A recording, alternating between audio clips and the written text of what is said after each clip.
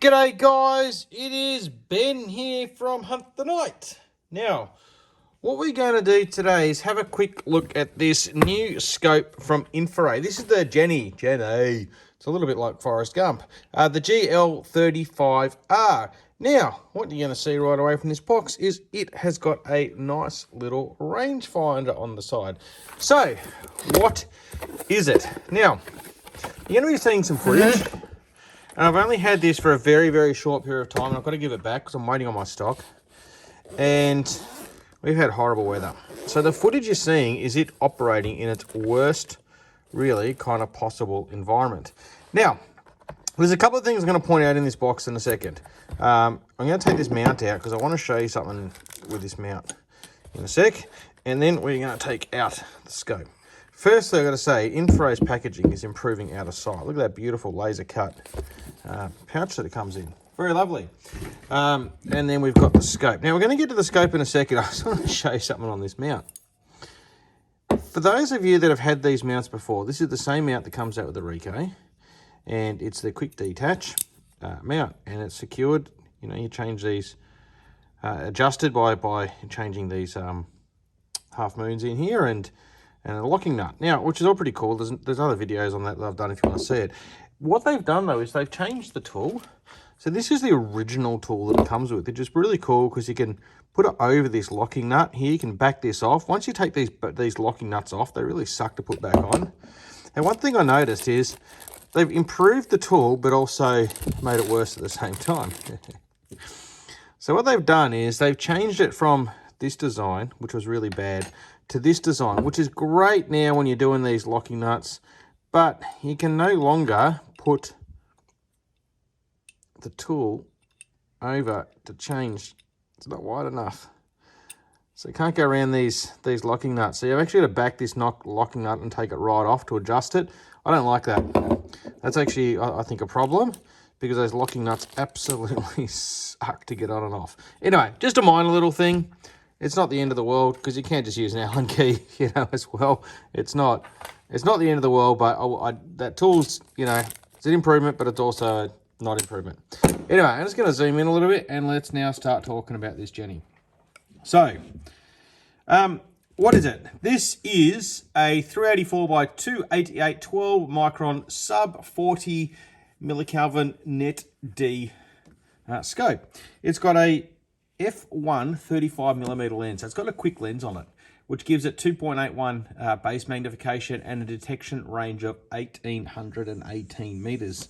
So again, it's not going to work at 1819 meters. It's got a 1024 by 768 OLED screen.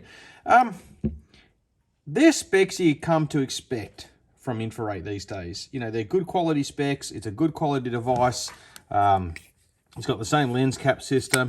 But what I really love is this rangefinder. I love the Ricoh rangefinder is huge, and a lot of rangefinders on scopes are really huge. This is only the third device that I've seen in my hands. I'm sure there's more out there with this new style of rangefinder. The Panther from Hick Micro's got it, and the Owl from the night vision device we're bringing in has got it as well. And it's a really, really handy little tool. The rangefinder works beautifully. You activate it and then you can turn it into continuous mode, or you can take a single shot by pressing the M button here. And it works beautifully. You know, I wish I could take footage of it showing it working, but you're just gonna have to take my word for it. It works really, really well. The other thing that it comes with too is this big ass battery. Now, I don't actually think it ships with the battery. I think these are an optional extra. I'll know when I get my stock. But this is not a CR123 battery.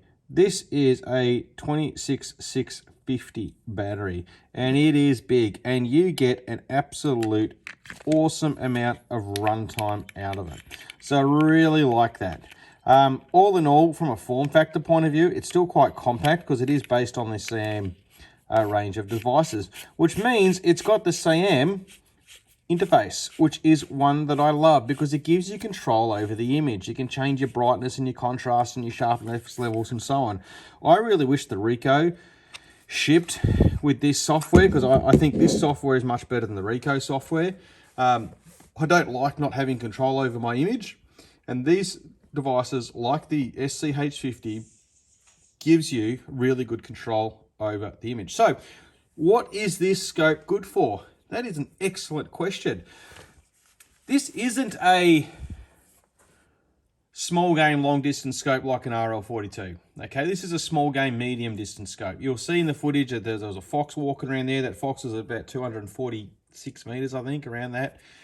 And you can still clearly see it's a fox. And look, I can't shoot that kind of distance anyway. I'd like to think that I can, I did once catch a fish this big.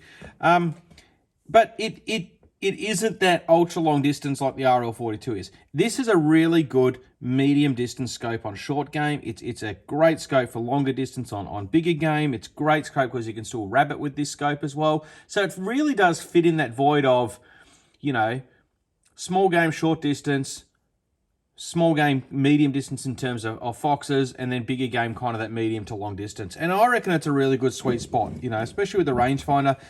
This is great if you're shooting bunnies with subsonics and you can get an idea of your holdover. It's really, really effective. And again, I haven't had it for too long. I am going to play more with it, and you'll see more and more footage with it as when I get mine in. But yeah, guys, these are available at huntthenightcom.au.